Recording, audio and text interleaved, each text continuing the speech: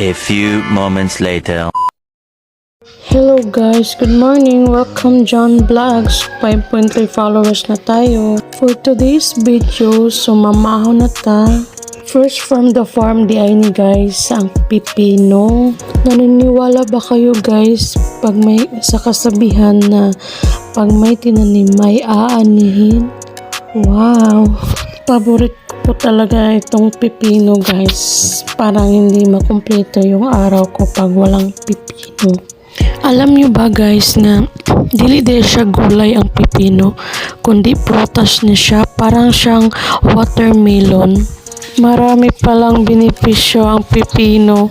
Nutrients, fiber, vitamins K, 62%, potassium, 30%.